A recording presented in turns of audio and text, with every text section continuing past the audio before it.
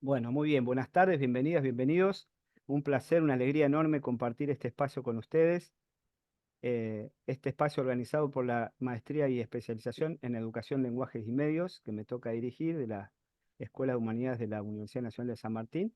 También están presentes mis estudiantes de la materia Educación y TIC, también de la Escuela de Humanidades de la UNSAM. Pero bueno, una propuesta abierta a todos y todas los que se quieran sumar en este tema que nos convoca tanto y que está despertando tanta polémica, ¿no? Le pusimos como título solamente un interrogante para que sea casi como una especie bueno, de trabajar la idea ¿no? de la curiosidad, ¿no? El celular en el aula, ¿no? La gran pregunta, entre otras tantas, entre otras problemáticas que nos toca vivir a la educación en esta etapa, bueno, particularmente a la educación superior, ¿verdad? Esta pregunta que nos lleva a un montón este, de especulaciones, de hipótesis, y bueno, un poquito con esa idea es que armamos este panel de lujo, ¿eh? Yo los voy a ir presentando uno a uno, uno a uno, a medida que les vaya dando la palabra, pero bueno, contamos en este espacio con Mariana Maggio, con Eleonora Fernández, con Lucía Feinboim y Francisco Arri, ya los iré presentando uno a uno, pero bueno, quisimos armar este panel con idea de discutir un tema que está en pleno o a pleno en la agenda educativa, que es la inclusión o no del celular en el aula, particularmente a partir de esta reglamentación del gobierno de la Ciudad Autónoma de Buenos Aires de regular, de prohibir el uso del celular en el aula. Muchos de los que estamos acá ya se han pronunciado públicamente a través de notas en los medios y demás sobre esta temática y este, nos interesaba establecer a partir de este panel una discusión, ¿no? Con diversidad de miradas desde distintas perspectivas para repensar un poco la didáctica, la enseñanza con la inclusión de tecnologías, ¿no? Y para eso tengo una sorpresa, como le dije a mis compañeros de panel. A mí me gusta en mis clases tratar de ofrecer, como decimos, de las narrativas transmedias, distintas puertas de acceso al conocimiento. Entonces, se me ocurrió arrancar con un meme, ¿no? Que creo que este meme puede sintetizar lo que está sucediendo con el celular, ¿no? Los memes no hay que explicarlos, hay que mostrarlos y después seguimos hablando. Ahí va.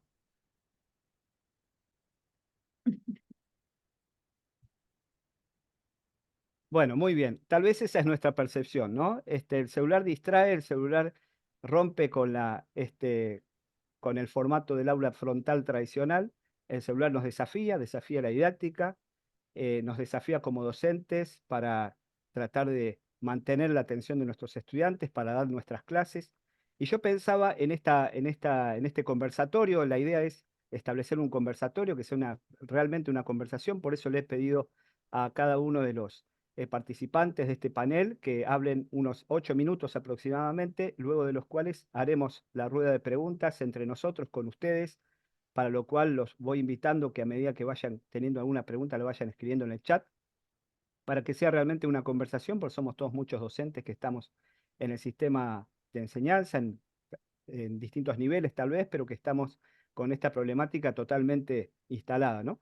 Y yo pensaba para ir marcando cancha, la cancha, como se dice en el ámbito del fútbol, algunas ideas, ¿no? Yo pensaba en pensar nuestra relación o la inclusión o no del celular en el aula desde dos perspectivas. Por un lado, el celular, el smartphone, el teléfono inteligente como un consumo cultural digital, ¿no? O sea, desde la perspectiva de los consumos culturales, con todo lo que tiene de particular, podemos decir, este caballo de Troya, que son las tecnologías que adentro nuestros estudiantes tienen un montón de construcciones de subjetividad mediada por estas tecnologías, las costumbres, las formas de pensar, las formas de acceder al conocimiento, la forma de compartir información, todo esto está en el celular, que está totalmente incorporado a nuestra vida cotidiana. O sea, por un lado, pensar en el celular desde su relación con el aula desde la perspectiva más de los consumos culturales, ¿no? Que nos van de algún modo modelando, ¿no? Nuestro modo de entender el mundo, ¿no? Y por otro lado, el celular más vinculado con la didáctica, ¿no? De eso también vamos a hablar bastante hoy, cómo desafía la didáctica en términos, como veíamos recién en el meme, por ejemplo, la clase tradicional expositiva. Ese formato claramente está desafiado por un dispositivo que nos conecta con un afuera, ¿no? Entonces ahí un poco el debate entre el adentro y el afuera. Pareciera que el celular trae un afuera que no queremos que entre al aula, como si tuviéramos aún en el siglo XXI, tercera década del siglo XXI, la posibilidad de marcar una afuera y una adentro, ¿no? Con estas tecnologías que son ubicuas, que nos conectan con el afuera todo el tiempo, que nos permiten estar con otros. Bueno, el aula que aparentemente desde la prohibición procura mantener la distancia entre el adentro y el afuera, ¿no? Dejarla afuera del aula, no cerrarles las puertas, las ventanas, ¿no? Ya desde hace unos años, cuando se hablaba de la televisión, decía José Manuel Pérez Tornero, si la escuela no deja entrar a la televisión por la puerta, entra por la ventana, ¿no? Y bueno, con el smartphone directamente no hay ni puertas ni ventanas, hay wifi, ¿no? No necesita entrar por ninguna endija edilicia, sino que ya está totalmente conectada con el afuera a través de su propio dispositivo técnico, ¿no?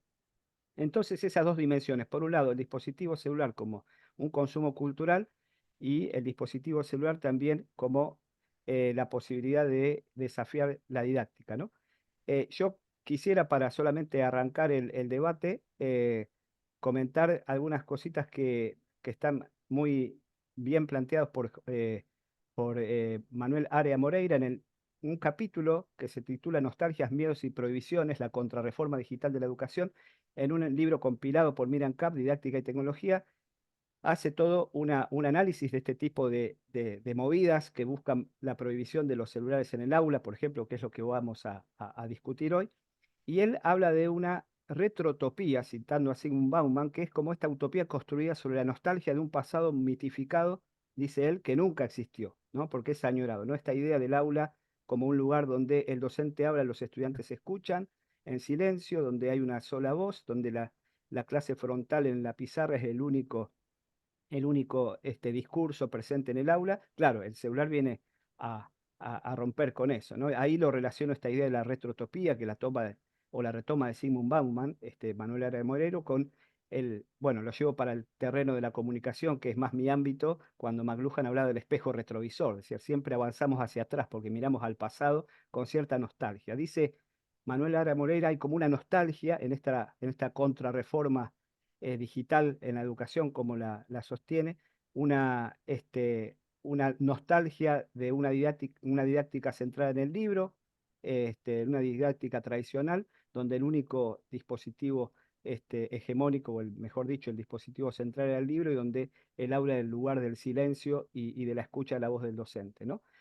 Y un poco estas medidas que vemos, ¿no? Que van impulsando, que también están muy motorizadas por muchas notas en los medios y demás que van apareciendo de cierta movida, donde también aparece la voz de las familias. eh, Pareciera que dice también Aria Moreira y Jordi Adel, también otro autor que trabaja estas cuestiones, que la solución fuera que prohibir el celular provocaría que mágicamente los chicos aprendan, los chicos atiendan, los chicos mejoren su performance en las escuelas, ¿no? Dice él, como una mirada utópica y mágica, digamos, ¿no? Como si desconocer o negar esto provocaría mejoras per se, ¿no? Cuando ya vamos a ver todo el campo de la tecnología educativa que viene trabajando Mariana Maggio, da cuenta de toda una tradición donde, como dice también Aria Moreira, intervienen un montón de factores, no solo la introducción a la tecnología, sino un montón de otros factores socioculturales, los aprendizajes, las condiciones de los estudiantes, la brecha digital, como para de algún modo determinar qué efectos en todo caso producen las tecnologías en la enseñanza, ¿no? Ese es un poco el andarivel en el que quiero establecer hoy la conversación. Elegimos en este Dream Team, ¿no? Amigos que venimos trabajando hace mucho, otros no tanto, pero que venimos conociéndonos en las redes también. Yo los voy a ir presentando uno a uno, pero hago un avance nomás. Vamos a tener una perspectiva más bien desde la didáctica, ¿no? Con Mariana Maggio, que viene con un recorrido, ustedes la conocen mucho, sobre estas temáticas. Francisco Arri, mi tocayo, también viene trabajando también la educación mediática, ¿no? Que nos parece también desde el plano de la comunicación, un abordaje interesante, la inclusión de tecnología en las aulas. Lucía Feinboim, que seguramente la siguen en las redes a partir de Bienestar Digital y demás, viene trabajando mucho el tema de los riesgos en el uso de las tecnologías, la ludopatía digital. Y Leonora Fernández, alumna de la maestría en Educación, Lenguajes y Medios, que está presentando su tesis. Va, ya la presentó. Este, este va a ser como un avance, Leonora, para vos, ¿eh? Que recoge una perspectiva no abordada en todas estas lecturas, que es la perspectiva de los estudiantes, ¿no? ¿Qué dicen los chicos de las escuelas secundarias sobre el uso del celular en el aula? Así que, hecha esta presentación general, le voy a la palabra a Francisco Barri. Francisco Barri es doctor en comunicación social de la Universidad Austral, es también máster en comunicación y educación por la Universidad Autónoma de Barcelona. Dirige el área y el doctorado en educación de la Universidad del Salvador, donde también es titular, docente titular, y es profesor también del posgrado eh, de la UNSAM, la UNR y la UAI desde hace varios años. Así que, y bueno, además somos muy amigos y es un placer tenerte aquí, Francisco. Así que adelante, te escuchamos. Bueno, muchas gracias, querido Tocayo, por la invitación. Un gusto compartir este panel, panel de lujo, no por mi presencia, sino por mis compañeras de panel. Y quería yo simplemente presentar algunas ideas de manera muy general, como algunas ideas bueno, yo estuve compartiendo también, como vos decías, en los medios y que tiene que ver precisamente con algunas ideas generales para encuadrar el debate, ¿no? Y cuando pensaba en estas palabras, me inspiré un poco, dividía, digamos, su teoría del lenguaje en partes complementarias y empecé a pensar en algún par de días que creo desde mi perspectiva obturan un poco este debate, ¿no? Entonces, que esto sirva un poco para contextualizar y enmarcar esto que nos convoca, el debate respecto del uso o la prohibición del celular dentro de las aulas. Vos lo decías, Francisco, recién, la primera día de la que me quisiera referir tiene que ver con lo de al adentro y el afuera. Vos lo mencionabas recién, ¿no? ¿Es posible pensar en entrar o sacar al teléfono celular del aula? ¿No? Las metáforas de Internet recogen muchas veces cuestiones espaciales, metáforas espaciales, ¿no? Y a partir de la idea del ciberespacio, de Gibson, la idea de pensar lo digital como un lugar, ¿no? El ciberespacio no es algo físico, pero tiene las propiedades de un espacio físico, ¿no? Edgar Gómez Cruz, un eminente estudioso de los medios digitales, dice que los estudios de medios nunca le dieron atención a crear espacios telefónicos o TV espacios o espacios, ¿no? Pero sin embargo hablamos de espacios de Internet, la idea de meterse a Internet, conectarse a Internet, la idea de que Internet o lo digital es un mundo aparte, ¿no? Y esta idea nos ha permeado tanto que ahora estamos discutiendo si hay una posibilidad de meter o de sacar a Internet y al celular de un aula, ¿no? Es decir, la idea de tener un recinto sin celulares. La ecología de los medios nos ayuda porque nos habla de entornos, ¿no? La idea esta de Postman en la década del 70 que decía, hablaba de los entornos informacionales, más acá Eugenia Milchestein y Pablo Boscovsky hablan de los entornos digitales, que se perciben como una totalidad, ¿no? Aparece esta metáfora ambiental y los medios son ambientes y las tecnologías son ambientes que nos transforman a quienes las estamos usando, ¿no? Son posibilidades técnicas infinitas, son percibidas por los usuarios como posibilidades técnicas infinitas. Y bueno, obviamente el ambiente necesariamente incluye el ambiente digital y el ambiente técnico y forma parte de nuestro mundo de sentido, ¿no? Con lo cual lo del adentro y del afuera no nos ayuda mucho. Phobos y Filo, en griego, la segunda dicotomía, ¿no? Desde los apocalípticos integrados de Humberto Eco estamos discutiendo esto, una visión absolutamente negativa y pesimista de las tecnologías y las versiones mucho más amables que encontramos, por ejemplo, en el Ser Digital de Nicolás de Negroponte, ¿no? La historia de los pánicos mediáticos, como llama Scolari a estos miedos, se remontan hasta el Fedro de Platón, ¿no? Las sospechas de Platón sobre la escritura y la pérdida de la memoria, la impersonalidad, la superficialidad. Sabemos que la historia del ingreso de las tecnologías a la escuela siempre fue complicada, no solamente el celular y los videojuegos, la máquina de escribir tuvo sus problemas, la calculadora y también la lapicera Virome.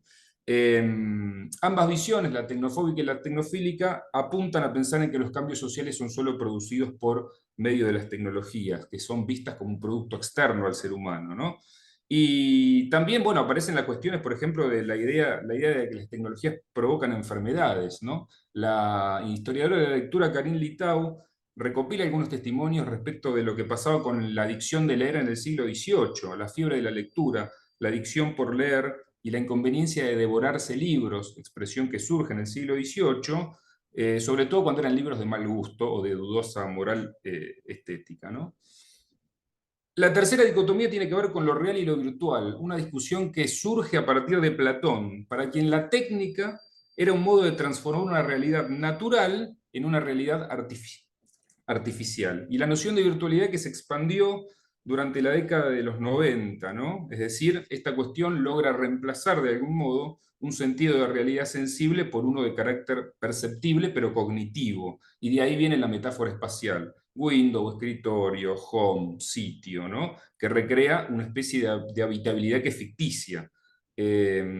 Tomás Maldonado en los 90 decía en un hermoso libro que se llama Lo real y lo virtual, que era inconveniente plantear esta dicotomía porque estas fronteras estaban absolutamente difuminadas, ¿no?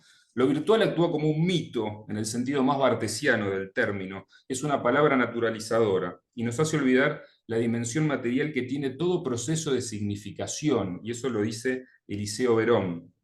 Se ocultan las materialidades reales en muchas metáforas, la metáfora de la nube, que es muy conveniente para no hablar de los efectos mediales que provoca la acción de los seres humanos sobre el entorno natural y el entorno mineral. Por último, la última diada que me parece inconveniente para abordar este fenómeno tiene que ver con lo profundo y lo superficial. El sábado en La Nación, no sé si lo vieron, el suplemento sábado publicó una nota que dice que se llama respecto de la memoria que nos hace perder el celular. El texto cuenta una anécdota que ocurre durante una cena de egresados de 25 años cuando un compañero se para y repite nombre, apellido y teléfono de línea de cada uno de los comensales. La nota dice que, bueno, esto nos hace perder, lo digital nos hace perder la memoria, la capacidad de recordar, de memorizar. Inclusive se habla de una demencia digital para mencionar el supuesto deterioro cognitivo que sufrimos las palabras, las personas. Obviamente entre las fuentes psicólogos, psiquiatras, neurólogos, ¿no? Perdimos la memoria, lo mismo que decía Platón de la escritura hace más de 4 siglos o 4 milenios, ¿no? Escuchamos muchas veces que la lectura es superficial, que nos ayuda a perder la capacidad de concentración. Aparece el libro de Vickers, La elegía Gutenberg, ¿no? O el libro de Nicolas Carr, Superficiales, que está haciendo Internet con nuestras mentes. Los dispositivos que muestran o presentan un texto para leer modifican las condiciones de recepción, dice Chartier. El paso de la cultura manuscrita a la tipográfica provocó lo mismo. La introducción de los espacios interpalabras transformó el proceso de lectura hace varios milenios, ¿no? Inclusive Martin Lyons, en su libro El siglo de la máquina de escribir, cuenta cómo la escritura se transformó gracias a ese dispositivo, ¿no? La escritura reestructura la conciencia, dijo alguna vez Walterón, y hace más de 20 años se plantó la hipótesis del paréntesis de Gutenberg, ¿no? Esta idea de la lectura concentrada, tan canónica de la escuela, de la primacía del libro, quizás es una fase más dentro de una larga fase que tiene más de varios milenios, ¿no? Y bueno, ahora el uso de la inteligencia artificial, los lenguajes automatizados, nos van a preguntar respecto de la remezcla, del sampleo, del remix, que nos pone más cerca de una instancia mucho más periodo pre-gutenberiano, en donde también los lenguajes eran remezclados, eran de creación colectiva y gozaban de cierta inestabilidad. ¿Qué pensar para cerrar? Que cualquier debate sobre tecnología debe dejar de hipotetizar la profecía de la sustitución. Un medio reemplaza a otro, ¿no? Los estudios monomediáticos ya no van más. La dicotomía papel-pantalla hace años que no explica nada. Las tecnologías son vitales, como dice Edgar Gómez Cruz, gestionan grandes aspectos de la socialidad contemporánea y son esenciales para el funcionamiento social y nos influyen constantemente.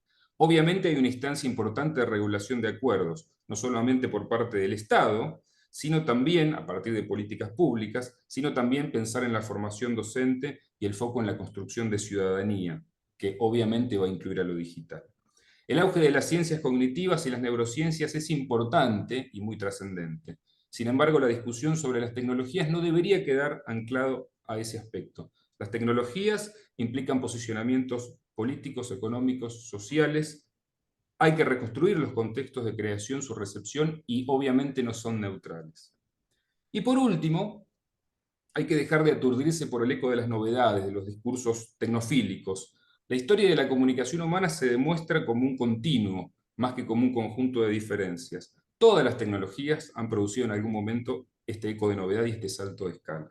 Lo que tenemos que hacer nosotros es tratar de repensar nuestras propias prácticas, nuestras posiciones, no desde la perspectiva del espejo retrovisor, como decía Francisco, que decía McLuhan, que siempre ve nuevos fenómenos con esquemas analíticos del pasado. La invitación entonces es a no ver estos nuevos fenómenos con los esquemas analíticos del pasado y pensar toda la historia de la comunicación humana en el flujo de un continuo y no como grandes saltos temporales que están descontextualizados. Muchas gracias. Gracias, Francisco. Bueno, le doy la bienvenida a todos los que se han sumado en los últimos minutos. Este, Francisco nos proveyó un panorama más desde la ecología de los medios y la evolución de los medios del ecosistema, ¿no? Que es fundamental para tratar de discernir estas cuestiones, ¿no? El celular en el aula, sí o no, cómo se relaciona el celular con los otros dispositivos y con la historia de la evolución de los medios, donde nos encontramos con que estas discusiones no tienen nada de nuevo, ¿no? Le doy la palabra entonces ahora a Mariana Maggio, a la querida Mariana Maggio, con quien nos conocemos hace muchos años. Mariana es directora de la maestría en tecnología educativa de la Facultad de Filosofía de la UBA, profesora e investigadora de la misma facultad, doctora en educación también de la UBA, entre otros tantos libros, yo casi que me los acuerdo de memoria, de Enriquecer la Enseñanza 2012, Repensar la clase en la universidad. Bueno, el último es Híbrida, la universidad que no vimos venir, editado por Tilde Ediciones, que producto un poco de este ejercicio que va haciendo siempre Mariana de ir reflexionando sobre la coyuntura y bueno, esa puerta que se nos abrió con la pandemia, ese marco, emulando la serie como ella le gusta mucho las series, también es bastante fanática de las series, ¿no? Como la serie Dark, que nos abrió una especie de portal sobre el que o merodeamos en el umbral o nos animamos a dar el salto. Lo Bueno, saltamos. Mariana, parece que de vuelta volvemos ante este dilema. Mm. Antes de la pandemia, ahora es el celular en el aula. Te escuchamos. Gracias, Francisco, gracias por la invitación. Para mí es un gusto estar acá con este panel de gente querida y admirada, también con nuestros colegas que nos acompañan y especialmente quiero agradecerle a Francisco Arri porque gran parte de los problemas sobre los que yo tendría que dar cuenta, él ya los contempló, con lo cual especialmente agradecida. Voy a tomar 8 ideas en 8 minutos, si llego, a ver si lo logro. Estas ideas tienen que ver fundamentalmente con la investigación que llevamos adelante en la Facultad de Filosofía y Letras de la UBA. Y quiero decir esto porque voy a concentrarme, como Francisco me pidió, en la cuestión pedagógico-didáctica. Y a veces en estas discusiones aparecen como mucho revoleo de datos, pero nosotros hacemos investigación de otras características, interpretativas, crítica, cualitativa, en las que también se produce conocimiento sobre estos fenómenos. Ese es el camino por el que voy a ir. Entonces, la primera idea tiene que ver con la inclusión genuina, es una noción que construí en el pase de siglo, mirando las prácticas de los docentes que integraban de motu propio la tecnología en las aulas y cuando les pregunté por qué lo hacían, decían porque está cambiando la manera en que se construye el conocimiento disciplinar. Estos docentes reconocían muy tempranamente que había algo de la generalización de las tecnologías digitales, en ese momento especialmente Internet, pero no era lo único, que transformaba las maneras de conocer y de construir conocimiento, y por eso las incluían en sus clases. Y una de las cosas que fue más evidente para mí desde entonces es que esas formas renovadas de construir conocimiento son objeto de la educación. Entonces, con esta idea, quiero traer también un riesgo. ¿Cuál es el riesgo de la prohibición? Que no aprendamos en la escuela lo que tenemos que aprender, que son formas contemporáneas de construcción de conocimiento. La segunda idea tiene que ver con a quién educamos, quién es el sujeto pedagógico al que le enseñamos en la contemporaneidad. Ustedes, los que me escucharon antes, saben que a mí me resultó particularmente interesante el trabajo de Michel Serres, donde Serres, con referencia a este sujeto pedagógico, escribió hace más de una década, tienen otra cabeza, ¿no? Pulgarcita tiene otra cabeza. Y en esa cabeza atraviesa desde muy chiquito, entre otras cosas porque las familias les dan los dispositivos muy tempranamente, irónico, hashtag, atraviesan situaciones de intermitencia, experiencias inmersivas, formas alteradas, que son las que ustedes saben que me encantan, son creadores de contenido. Entonces, si Pulgarcita tiene otra cabeza y si desde muy temprano atraviesa todo este tipo de situaciones, el riesgo con la prohibición es que nuestras propuestas educativas sean como una película, luzcan como una película vieja. Y el problema no es que luzca vieja, el problema es que sea expulsiva en su vetustez. Tercera idea, conecta con las dos anteriores. Yo creo que los docentes tenemos la obligación de reconocer las tendencias culturales por lo anterior, ¿no? Por la primera idea, porque cambian las formas en que se construye el conocimiento y porque cambia la cabeza de nuestro sujeto pedagógico que educamos. Entonces, desde hace rato digo, bueno, tenemos que hacer didáctica en vivo, estudiar las tendencias culturales. Y esto nos lleva, desde el punto de vista de las prácticas de la enseñanza, a rediseñar, a documentar, a analizarlas, a reconstruirlas en tiempo presente. También encontrar agujeros que aparecen cuando uno pone en la escena ciertos entornos, poner límites y decir esto no es para esta clase, para este grupo. Pero en todo caso, hacer didáctica en vivo es una cuestión, es un tema de diseño pedagógico didáctico, y el riesgo de la prohibición tomada en las altas esferas es que el diseño pedagógico didáctico sea decidido por alguien que no somos los docentes. La cuarta idea tiene que ver con el carácter del conocimiento en este momento de la historia, ¿no? Nosotros sabemos, porque trabajamos, que el carácter del conocimiento es colectivo, por eso estamos acá haciendo esto que estamos haciendo, es polifónico, por eso en nuestro trabajo cada vez hablamos con más gente a lo largo de todo el día, tiene una trama de colaboración en esta versión colectiva y además exige todo el tiempo un trabajo de diseño, rediseño, de ir haciendo ajustes. Entonces la pregunta es, ¿cómo se hace esto sin tecnología? Porque todo este carácter del conocimiento requiere el trabajo en entornos tecnológicos y en plataformas de colaboración. ¿Se puede hacer de otra manera? Sí, se puede, pero no es lo mismo y además es mucho más complicado hacerlo de otra manera. Imagínense un trabajo de colaboración, por ejemplo, en torno de proyectos de transformación en la comunidad hecho por correspondencia. Bueno, el riesgo que corremos es que no sea relevante. Hay una quinta idea que tiene que ver con cuál es la mejor ecología para un aula contemporánea, ¿no? Desde una perspectiva política, institucional, didáctica.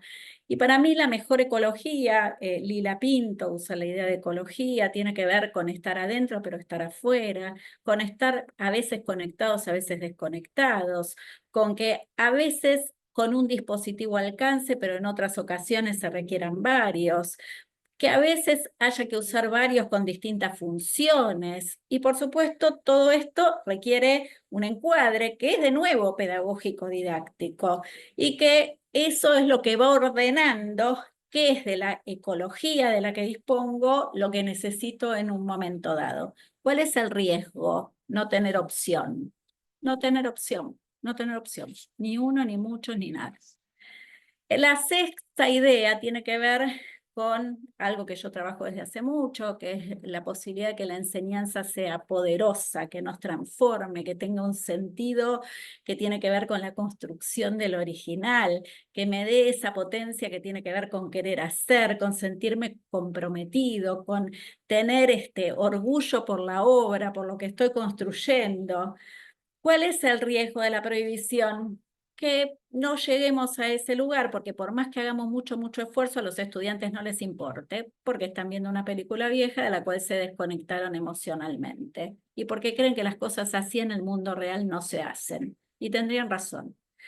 ¿Cuál es la séptima idea? Una que tiene que ver con la inteligencia artificial generativa, fenómeno emergente, pero que casi hay un acuerdo bastante importante a nivel global de que va a ser una de las cuestiones que van a marcar los sistemas productivos en los próximos años, que van a marcar la enseñanza en el nivel superior. Las universidades hoy están adoptando, haciendo transformaciones que tienen que ver con la inteligencia artificial generativa.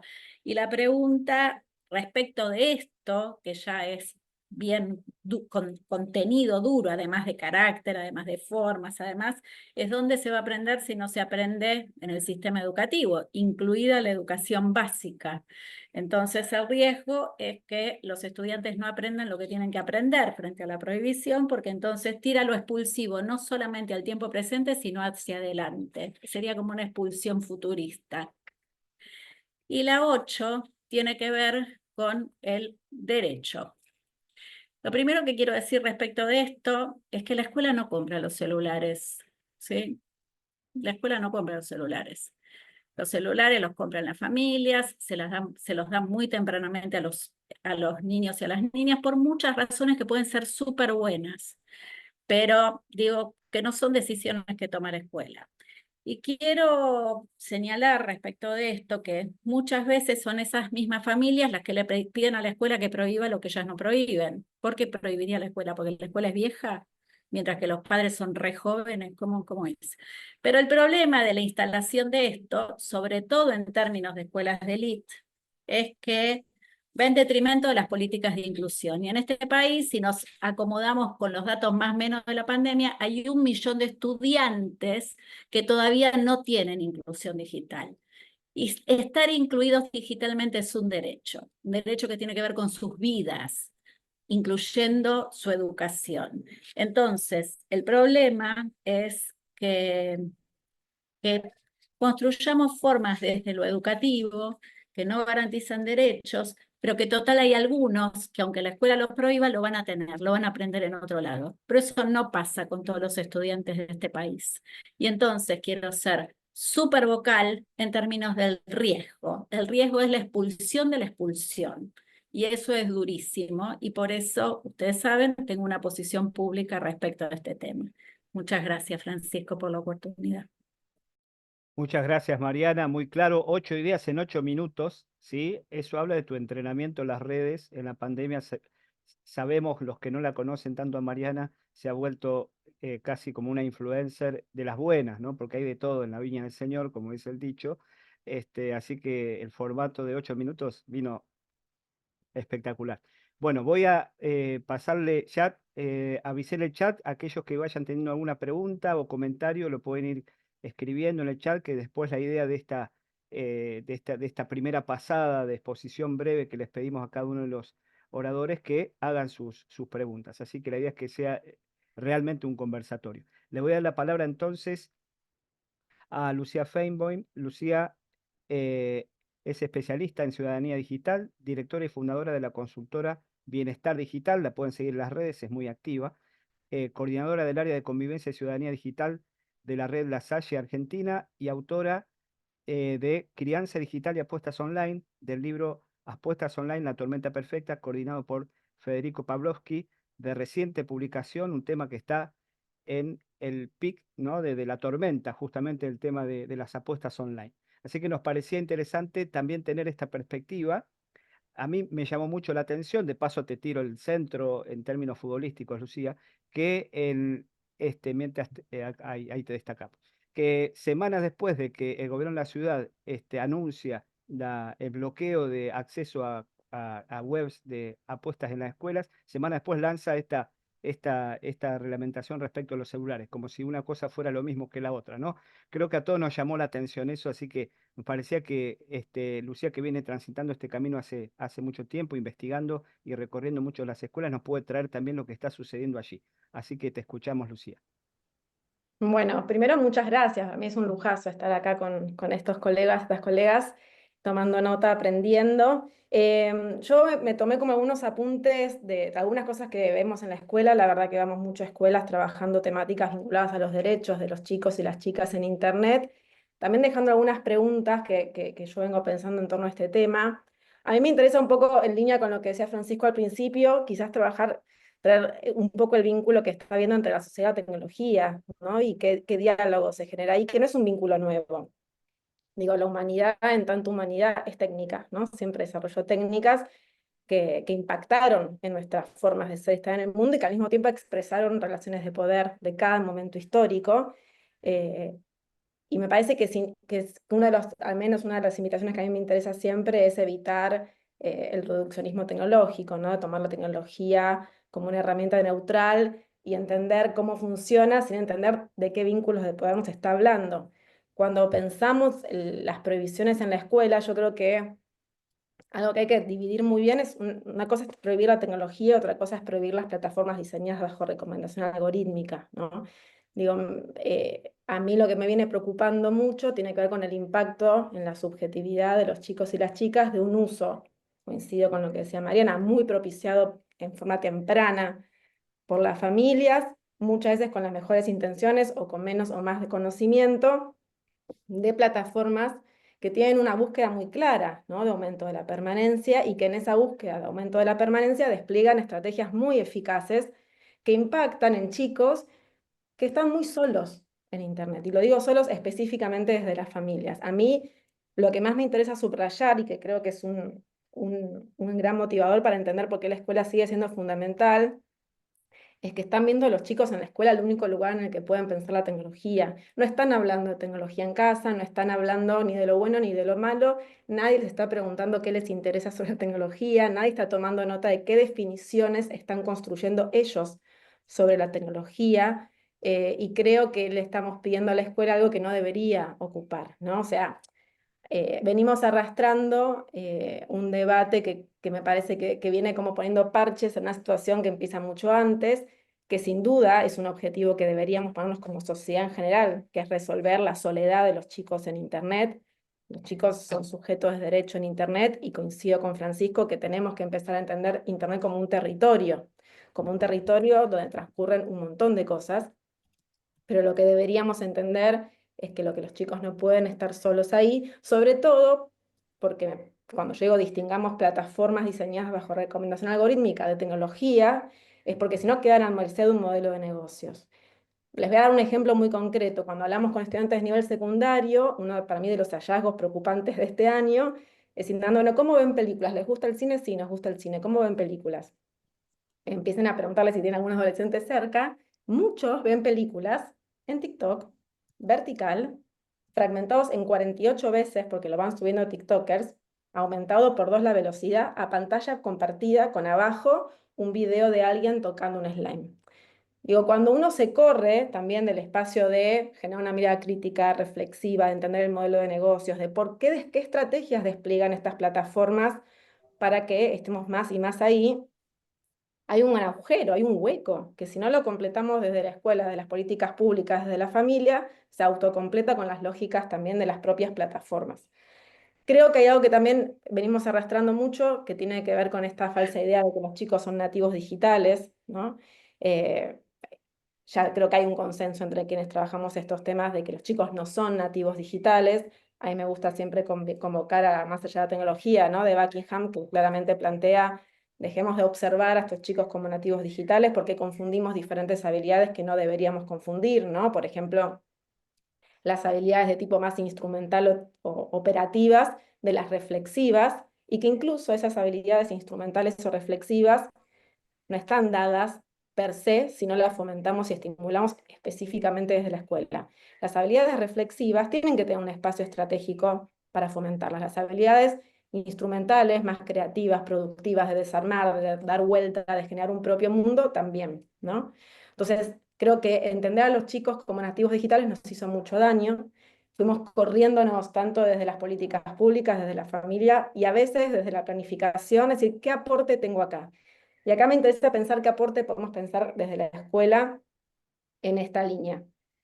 Creo que hay que abrazar muy fuerte la disputa por la subjetividad, ¿no? Cuando pensamos en el modelo de negocios de las plataformas, hay un avasallamiento muy fuerte en la subjetividad de los chicos, ¿no? Hoy vemos emergentes aleatorios, como puede ser OnlyFans, como pueden ser las apuestas, como pueden ser los esquemas Ponzi, que empiezan a hablar de subjetividades que parecen asociadas a la recomendación algorítmica. No soy lo que la plataforma me está etiquetando en lo que soy, cuando en realidad somos mucho más, y creo que tenemos que darles espacio a que puedan explorar su subjetividad. Me estoy encontrando cada vez más con personas que trabajan en orientación vocacional, y fue una repetida también de este año. Me dicen, me encuentro por primera vez en mi carrera con chicos de 5º año y me dicen, no sé qué me gusta, ¿no? Para mí todos estos son síntomas de un corrimiento, y si nos seguimos corriendo porque tapamos el sol con la mano, los vamos a dejar más a merced de la recomendación algorítmica y de este diseño que busca asociar la subjetividad con el consumo, asociar la subjetividad con el rendimiento y no entender sus propias experiencias como significativas, aunque no estén asociadas al consumo y a la productividad. Entonces, digo, me parece que en 2 líneas. Creo que sí hay que tener un poco más de cuidado con el uso de plataformas diseñadas para el aumento de la permanencia, y que en todo caso alguna regla se podría poner en ese sentido, porque también me pongo a veces como la camiseta del docente de, bueno, ¿cómo hago para que no se vaya, ¿no?, a estas plataformas? Pero hay que estimular mucho el uso de otro tipo de alfabetización digital, de la instrumental, del software libre, de la programación, de la robótica, del comparar fuentes, de entender el modelo de negocios, de desarmar, ¿no?, con el destornillador estas plataformas. Si no es en la escuela, ¿dónde? Coincido en que si no se le pide a la escuela cosas que no están haciendo las familias. Y después me quedaba con algo de lo que decían, 2 cosas para finalizar. Yo estoy viendo este pedido de la desconexión cada vez como una cuestión de privilegios, un poco asociado a lo que decía Mariana, ¿no? Escuelas de clase alta pudiendo desconectar a los chicos, entre comillas lo digo, porque se conectan igual, obviamente, pero también llegan a casa y tienen buen wifi y pueden sentarse en casa y pedirle a la familia que les explique algo. Hay un efecto dominó, ¿no?, sino de desigualdad que estamos potenciando, porque ¿dónde van a aprender estos chicos a usar y a pensar la tecnología si no está en la escuela? Eh, y por otro lado, creo que nos estamos perdiendo una linda oportunidad de entender que estamos en un momento de transición donde un montón de definiciones están cambiando y que seguimos arrastrando definiciones entre adultocéntricas y modernas, que por ahí son las que venimos mamando, y un poco siendo el ejemplo de Paula Sibilia, ¿no?, en la intimidad como espectáculo, entender qué definiciones hoy se están tramando en esta nueva sociedad post-todo que estamos queriendo entender, pero que los chicos tienen sus definiciones. ¿Qué es la intimidad para los chicos? ¿Qué es la privacidad? ¿Qué es un vínculo? ¿Qué es la verdad? ¿Qué es el éxito? ¿Qué es el esfuerzo? Entonces creo que ahí hay que incluir la tecnología desde una mirada crítica, tomando mucha nota. Los chicos piden muchos espacios para hablar de tecnología. No lo están teniendo, ¿no? Que no sea con el sermón, sino que incluyámosla, pero que sea un objeto de debate, que sea un objeto de manoseo, de tocar, de entender, de dar vuelta, de que se sientan ahí parte, porque si no lo que terminamos teniendo son supuestos o falsos nativos digitales que reproducen lógicas algorítmicas y que estamos perdiéndonos de darles un montón de herramientas, no solo para que desarrollen una mirada crítica, sino para que también puedan reconvertir en el futuro esta tecnología, que más allá de a veces decir, "Ay, lo que hay, bueno, ¿quién va a construir la tecnología del futuro? ¿Quién la va a diseñar?", ¿no? Demos la batalla para que también desde el Cono Sur podamos dar otra mirada en el futuro, pues si no es muy pesimista. Así bueno, ahí creo que cumplí bien con el tiempo, no sé si me pasé. Muchas gracias, Lucía. Perfecto, cumpliste muy bien. Qué bien que se portan estos oradores que son muy obedientes al tiempo asignado. Había notado, yo, que no lo dije al principio porque me olvidé, pero había notado una idea, así que está muy en la línea de lo que acabas de comentar, Lucía, súper interesante, que si desde la escuela no educamos a los chicos en el uso crítico de las tecnologías, quedan a merced del mercado, claramente. Y esto fue siempre así. La educación mediática tiene toda la tradición, ¿no? ¿Y por qué no con esto, ¿no? Y justamente, ni que lo hubiéramos planificado a la perfección, la última oradora es Eleonora Fernández, a quien voy a presentar a continuación. ¿Y por qué la convocamos a Eleonora? Eleonora este, es licenciada en Psicología de la UBA y tesista de la Maestría en Educación, Lenguajes y Medios de la UNSAM, que tengo el placer de dirigir. Precisamente la tesis es ¿qué dicen los chicos de las escuelas secundarias de la ciudad de Buenos Aires sobre el celular en el aula? Porque justamente eh, era una de las cosas que vos comentabas, Lucía, también. Los chicos son sujetos de derechos y a ellos no se les consulta sobre este tema, ¿no? Yo leí el documento que hizo circular el gobierno de la ciudad sobre fundamentando la prohibición de los celulares en el aula, y hay documentos internacionales, hay estudios que se han hecho en otros lugares, está la jurisprudencia, lo que se ha hecho en otros países, una encuesta a las familias, pero a los chicos, los estudiantes no se les pregunta. Esa creo que coincidimos todos que es una gran omisión. Por eso nos parecía interesante cerrar la rueda con ella. Eleonora trabajó también muchos años con adolescentes en escuelas secundarias, conoce el paño bien desde cerca, investiga la relación entre la escuela y la cultura digital y se desempeña en el área de formación docente. Así que, como un modo de adelanto de su tesis, Eleonora nos va a contar algunas cosas. Te escuchamos. Bueno, buenas tardes a todos, a todas. Muchas gracias, Francisco, por la invitación a este conversatorio. Es un placer escucharlos, escucharlas. Bueno, lo que tengo para aportar tiene que ver con lo que vos dijiste recién, con la investigación que hice para mi tesis de maestría en Educación, Lenguajes y Medios de la Universidad de San Martín. A mí me interesó investigar qué dicen los adolescentes sobre el uso del celular en el aula, y para eso hice entrevistas a un conjunto de adolescentes, estudiantes de escuelas secundarias de la Ciudad de Buenos Aires, escuelas de gestión estatal, escuelas de gestión privada, varones, mujeres y de distintas edades, de todas las edades de la escuela secundaria, de todos los años de la escuela secundaria. Estos adolescentes tenían que tener 3 requisitos. El primero era que tenían que tener celular, el segundo era que tenían que usarlo asiduamente, hasta ahí muy sencillo, y el tercero, que tenía que ver con lo que dijo Lucía recién, tenían que tener ganas de conversar sobre el tema, y la verdad es que no me resultó difícil encontrar adolescentes con ganas de conversar. En ese sentido, la verdad es que fue muy gratificante esta disposición de los adolescentes a hablar sobre el tema del celular en el aula. Bueno, lo que indagué principalmente fueron 2 cuestiones. Primero, la relación de cada adolescente con su celular en general, sus prácticas cotidianas con el celular, y después, qué pensaban del celular en el aula, qué prácticas había del celular en el aula.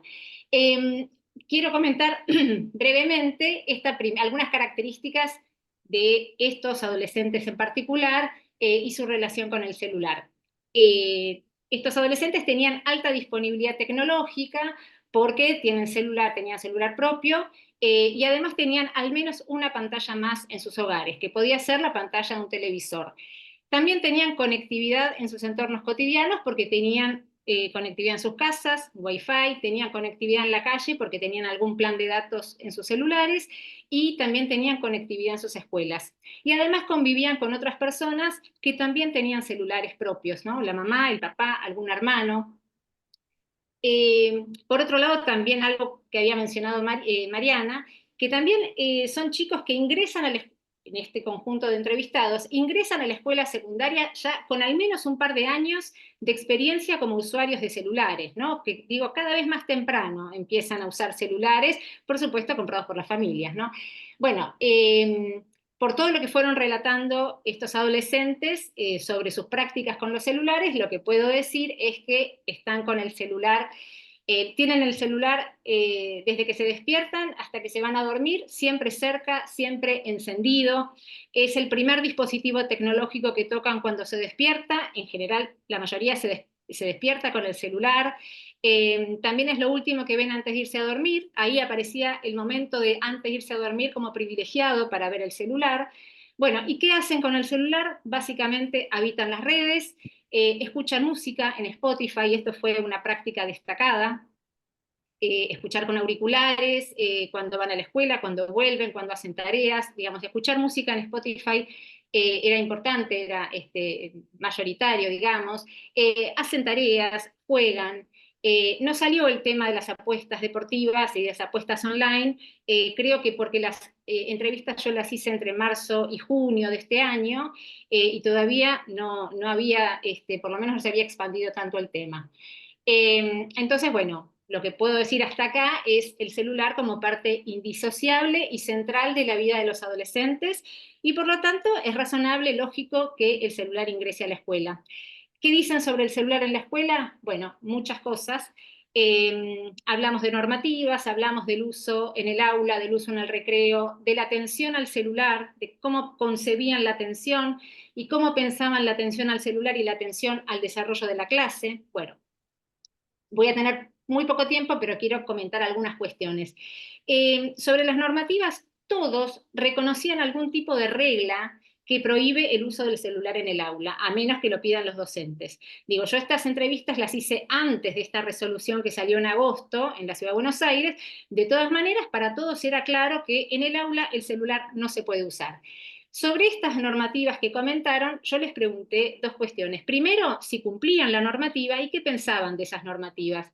Y en términos generales, todos consideraban adecuadas las normativas que restringen el uso del celular. Sin embargo, relataron distintas opiniones y también distintos usos del celular.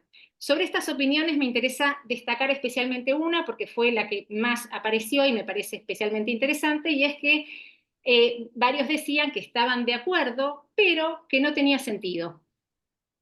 Porque si querían usar el celular encontraban la manera de hacerlo. Por ejemplo, una estudiante de 15 años que dice, hay que sacar el celular cuando el profesor pide, pero bueno, somos adolescentes que vivimos con el celular en la mano y obvio que si te estás aburriendo lo vas a sacar. No creo que una regla pueda evitar o cambiar esto. También en otro caso, por ejemplo, una estudiante de 17 años que me decía, refiriéndose a esta ineficacia de la prohibición, asociándola al carácter adictivo del celular. Me decía, es súper razonable y de hecho está bien que nos pidan que no usemos el celular, pero yo creo que el límite no es suficiente porque es una conducta adictiva. O sea, que vos me digas que yo no uso el celular, no me va a hacer dejar de usar el celular. Bueno, entonces, digo, de estos relatos había varios, como bueno, puede haber una regla, pero yo si quiero usar el celular lo uso.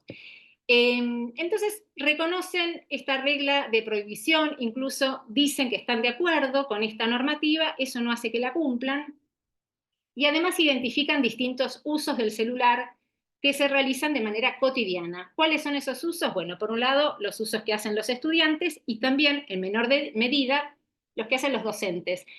Los usos que hacen los estudiantes tienen dos categorías, vamos a decir, los usos permitidos, que son permitidos por los docentes, que son los usos pedagógicos, y después los usos no permitidos, que son los espontáneos, ¿no? Los de ellos, espontáneos sin permiso. Vamos al primero. Usos permitidos, o sea, usos pedagógicos. La mayoría de los chicos relató que varios de sus docentes les piden que usen el celular, por ejemplo, para hacer una búsqueda específica en Internet, o para leer un documento que está alojado en un aula virtual o que se les envió por mail. Y en este punto, la mayoría dijo que usan aulas virtuales, por ejemplo, Google Classroom, o en algunos casos, campos virtuales propios. Y relataron al menos 3 argumentos para referirse a este uso pedagógico del celular. El primero es que de esa manera se garantiza el acceso de los materiales de trabajo para toda la clase. Por ejemplo, si están trabajando con una foto, con un documento, o con un mapa, con lo que sea, no todos pueden imprimirlo, no todos pueden comprarlo, no todos se acuerdan de llevarlo a la clase. En cambio, si acceden directamente con el documento al aula virtual, si van al aula virtual, acceden todos sin problema. Algunos de los chicos estaban en escuelas que ya me habían contado que disponían de carrito con tablet o de netbooks, entonces les preguntaba por qué no usaban esos dispositivos en vez del celular. Y entonces ahí me explicaban que para los docentes en general era más rápido y más fácil usar el celular, porque muchas veces usar esos carritos que se comparten con los demás y que ahí había como una cosa engorrosa, y entonces, bueno, más fácil, me terminaban diciendo, para los docentes es más fácil pedirnos a nosotros el celular. Y en otros casos, varios, el celular era el único dispositivo que tenían disponible para usar individualmente en el aula y en cualquier clase, ¿no? Digamos que en la escuela no contaban con esos dispositivos para usar, por ejemplo, una compu, para que usen individualmente en el aula de cualquier materia. También estaba el caso de la hora libre. Digamos que muchas veces los docentes, contaban los chicos, dejaban una actividad, una consigna en el aula virtual y entonces en la hora libre los preceptores les decían, bueno, tienen para hacer esta actividad, acceden desde el celular. Ese es otro uso. Bueno, hasta ahí los usos pedagógicos y después están los usos espontáneos, que tienen que ver fundamentalmente con sentirse aburridos. Es decir, no es que no están de acuerdo con esa regla que prohíbe el celular, el tema es que consideran que sentirse aburridos es un motivo válido para mirar el celular, y esto apareció prácticamente en todas las entrevistas. Por ejemplo, la mayoría del tiempo dejo el celular en la mesa y cuando me aburro mucho toco, miro la hora, veo si me llega algo. Otra que dice, me da igual si está guardado o no, si quiero sacar el celular porque estoy embolada en la clase, lo voy a sacar igual. Si lo uso sobre todo cuando es una clase aburrida que yo entiendo o cuando no me interesa, bueno, así en casi todas las entrevistas. ¿Qué hacen en esos momentos? Ingresan a redes sociales, juegan, y además eso se percibe como un uso generalizado, o sea, relataban que lo hacían ellos, pero además decían que eso lo hacían ellos y todos los demás. Algo interesante, además de eso que habían comentado del carácter adictivo, también lo plantearon en términos de el celular es una tentación, ¿no? Es un estímulo que provoca una atracción muy fuerte. Lo interesante también es que esto fue vinculado solo para la situación de clases y no para los recreos, ¿no? Digamos que esta relación simbiótica que tienen con el celular a lo largo del día y las normativas que restringen el uso del celular en el aula, podría hacer pensar que en el recreo están todos con el celular. Sin embargo, ninguno de los entrevistados le dio prioridad al uso del celular en el recreo. Por el contrario, me decían, la verdad es que no lo uso, estoy con mis amigos, no me da para usar el celular. Había como relatos de ese tipo, como, bueno, en el recreo la verdad es que no lo uso. Después está el otro uso que tiene que ver con el uso de los profesores, también con un uso pedagógico. Yo sé que me estoy yendo de tiempo, ya hago rapidísimo. El uso de los profesores era, por un lado, el uso pedagógico, que a veces buscaban alguna información o mostraban algo que tenía que ver con el desarrollo de la clase. Y también había algunos usos más inespecíficos. Por ejemplo, estamos trabajando en grupo y el docente está en el escritorio mirando el celular, no sé muy bien haciendo qué, pero había ahí un uso. Digamos que hay un uso ahí también que se reconoce más inespecífico. Entonces, hasta acá digo tres cosas. Los chicos reconocen la existencia de las normativas que regulan el uso del celular, incluso están de acuerdo con esas normativas, pero reconocen que el celular se usa cotidianamente por distintos motivos. El aburrimiento es un motivo válido y frecuente de uso del celular en el aula, y por otro lado, en el recreo el uso del celular no se plantea como una prioridad. Y después, el otro tema que abordé en las entrevistas, ya yéndome de tiempo, es el tema de la atención. Solo digo una cosita, ¿no? Digamos, hablamos de qué manera ellos conciben la atención y qué piensan de la atención al celular y al desarrollo de la clase, la figura del docente, etc. Entonces, bueno, esta idea de prestar atención está vinculada a la mirada, a la escucha, a la participación, digo, estos son los relatos de ellos, ¿no? A cierta actitud corporal, por ejemplo, tomar nota. Y entonces, en algunos casos, plantearon alguna postura más de incompatibilidad, digamos. No puedo atender a las dos cosas, o atiendo al profe o atiendo al celu. Pero muchos otros hablaron más de una posición intermedia, ¿no? Como de modos de atender más flexibles, más distribuidos en distintos estímulos, que de hecho es lo que sucede en muchas situaciones del aula y también en muchas situaciones de estudio en las casas, donde relataron que por ahí están con el celular, con música, con una pantalla de la compu, con la carpeta, y así es como ellos suelen aprender, estudiar, etc. Bueno, corto acá, dejo para abrir la conversación. Tengo mucho más para contar, pero lo dejamos para la conversación. ¿Les Perfecto. parece? Sí, sí, cómo no. Gracias, Gracias. Eleonora. Gracias. Muchas gracias. Hay muchísima tela para cortar. Bueno, después cuando hagas circular tu tesis, seguramente muchos van a estar interesados en ver los resultados, pues nos parecía cerrar este conversatorio con la voz de los chicos, ¿no? Que hay algo bueno, que venimos trabajando mucho desde la investigación, acá con Francisco y otros colegas, que es analizar las audiencias, ¿no? O los públicos, en este caso los estudiantes, y uno se encuentra con sorpresas interesantes, ¿no? Hay un montón de supuestos, de teorías, de hipótesis que nos tejemos sobre los usos que hace la gente de las tecnologías, que después no se comprueban, ¿no? Porque son hipótesis que vienen más del lado del viejo broadcasting, ¿no? Pensar que la gente va a reaccionar de tal modo o que va a estar convencida por un mensaje que circule en los medios, ¿no? Lo que en la historia de la investigación en la comunicación se reconocían los principios de las teorías de la comunicación matemáticas más conductistas de emisor, mensaje, receptor. Claramente estamos en otro ecosistema, ¿no? Y si uno estudia los usuarios, ¿no? Las apropiaciones, se encuentra con sorpresas interesantes. Por ejemplo, este mito que tenemos que terminar de derribar, como planteaba Lucía, de los famosos nativos digitales. Claramente no es una categoría que quizás en un momento sirvió, pero ya no sirve para explicar lo que sucede, ¿no? Y explicándole y preguntándole a ellos, uno se encuentra con estas sorpresas, como planteaba Eleonora. Hacemos el espacio de preguntas. Yo voy a ir leyendo acá del chat algunas que fueron apareciendo. Es re lindo esto porque vieron como que en el chat hay como una conversación en paralelo y los conferencistas van respondiendo. Hay como una pregunta, respuesta, comentarios, muchos nos conocemos, entonces es un placer encontrarnos en estos espacios.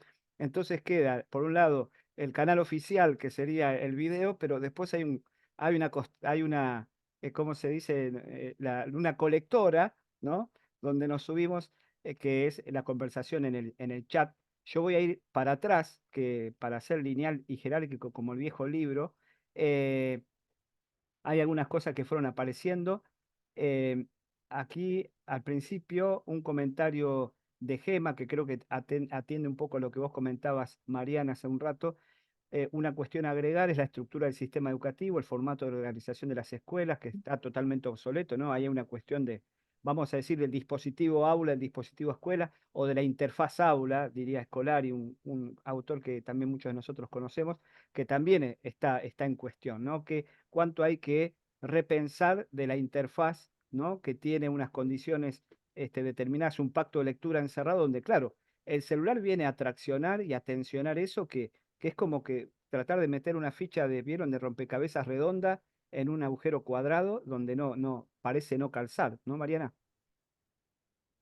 Ahí, gracias a Gema por el comentario. Y yo hace rato que digo, haciendo estos análisis de la cultura contemporánea, que planteo que tenemos que reinventar las prácticas de la enseñanza, justamente por los cambios en los modos en que se construye el conocimiento y por los cambios en las subjetividades, incluidas las nuestras. Ahora bien, a veces parece que hay que cambiar toda la gramática escolar, como se suele decir, para que eso sea posible. Y yo creo que la pandemia nos ayudó a hacer ensayos de formatos distintos, de caminos distintos, de formas alteradas, porque cambió todo, se alteró el tiempo, el currículum, la evaluación y por supuesto el espacio. Entonces digo, la verdad es que hay cuestiones que antes uno hubiera dicho, no, eso es inviable, pero este es un gran momento para la experimentación. Y cuando pienso en el aula que es más afuera que adentro, que es más colectiva que individual, que produce conocimiento original más que lo repite. Y todo eso, digo, se arma en una escena donde la tecnología es profundamente habilitante, ¿no?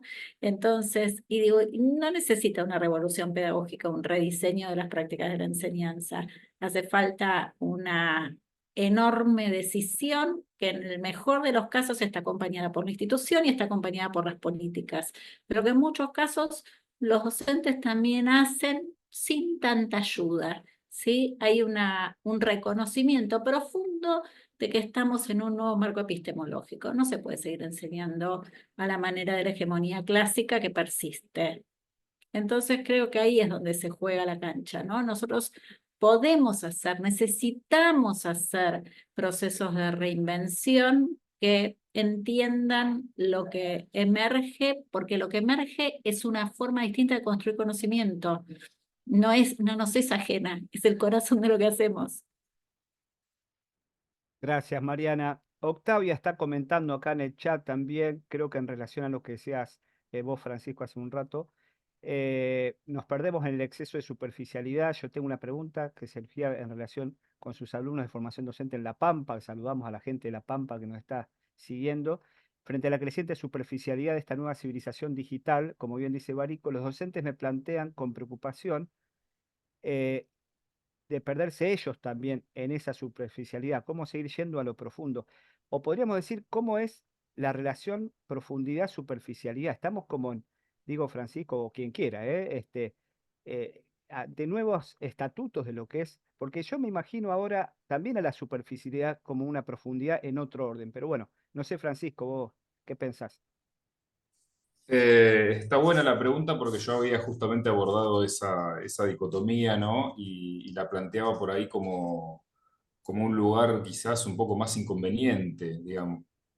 por muchas cuestiones. En primer lugar, porque bueno, el marco de la sobreabundancia de contenidos informativos existió siempre, lo que pasa que ahora el salto de escala es como que nos va superando, ¿no? Entonces, me parece que ahí, más que ahondar, digamos, en función de qué hago con, o cuán superficial puede o no ser esto, tenemos que pensar más en cuestiones vinculadas a habilidades, a competencia, ¿no? Y yo retomo mucho lo que decía Mariana, que me parece muy interesante, en función también de algunas críticas que los propios, yo soy docente de secundaria hace 20 años, ¿no?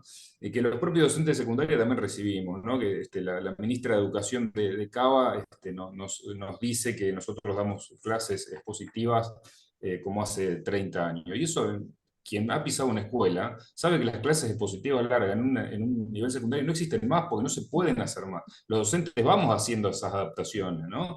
Entonces me parece muy interesante lo que trae Mariana, porque nosotros también vamos, como ahí que preguntaban, bueno, ¿qué hacemos los docentes? Vamos adecuándonos a ese marco de experimentación con esa didáctica en vivo, ¿no?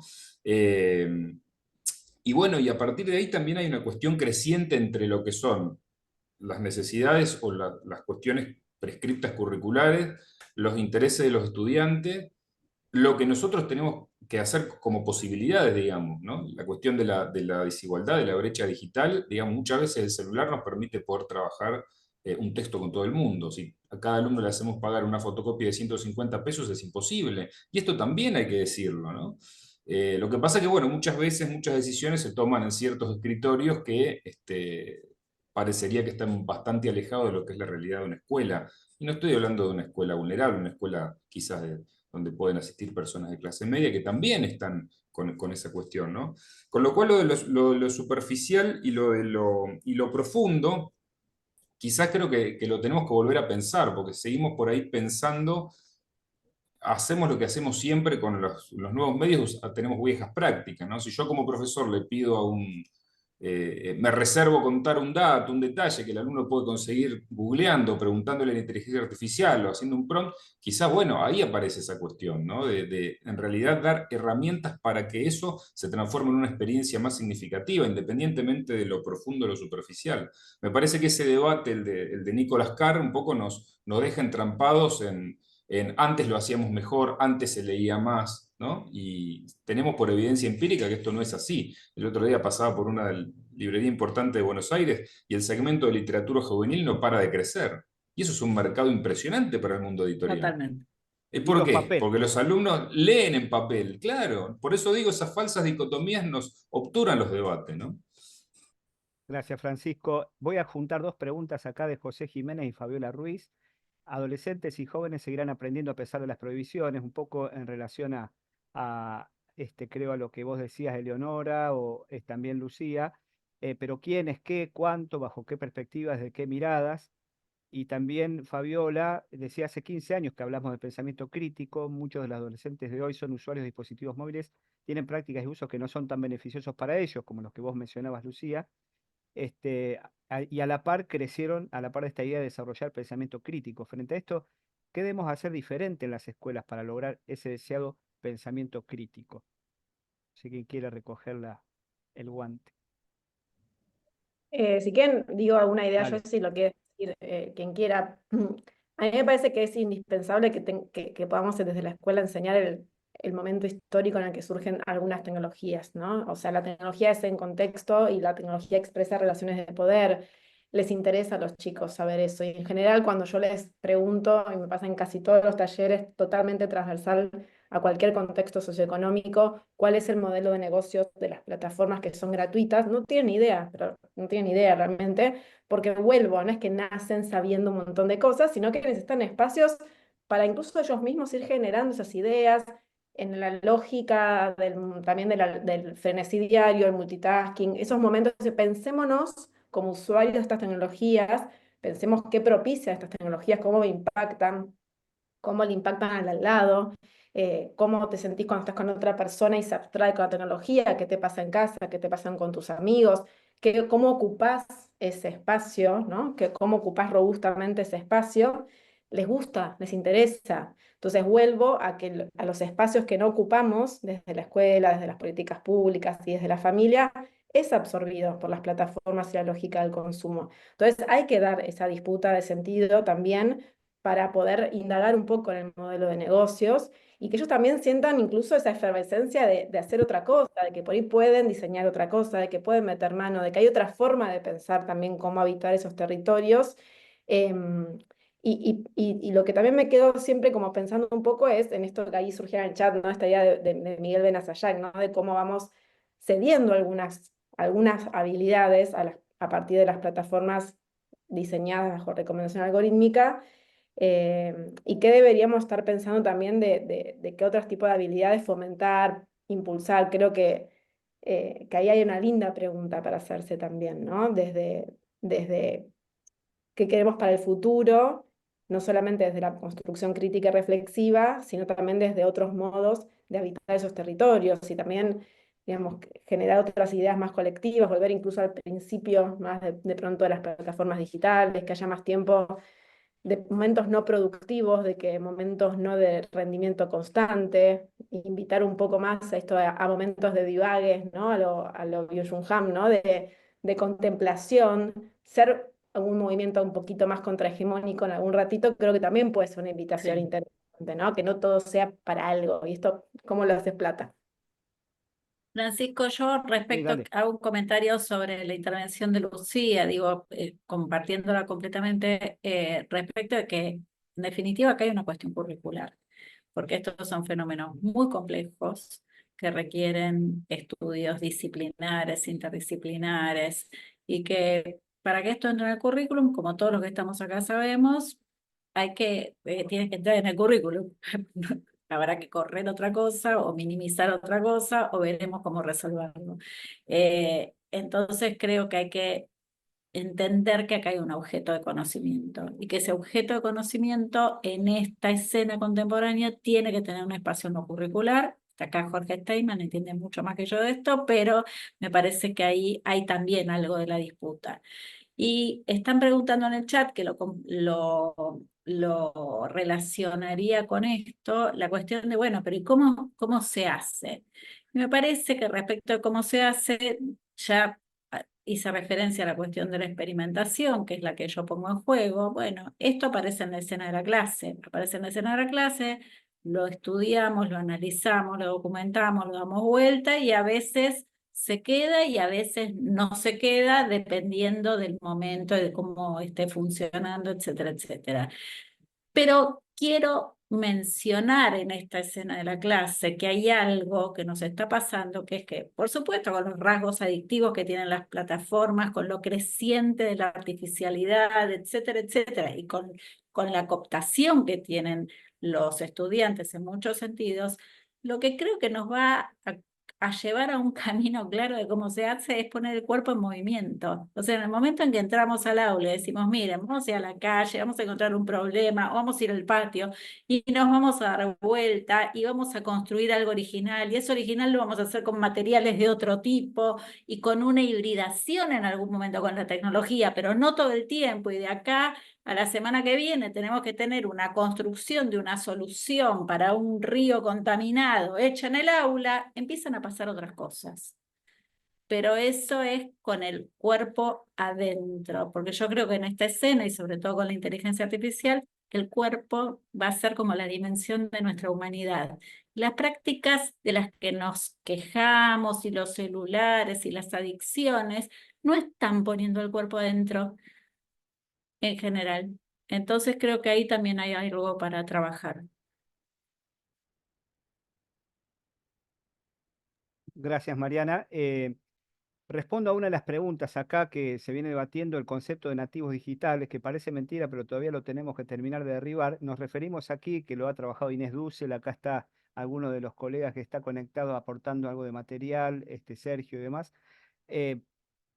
Prensky 2001 habla de nativos inmigrantes digitales. Los nativos que nacen en un entorno rodeado de tecnologías tienen ya una predisposición, vamos a decir, cognitiva a la multitarea y demás.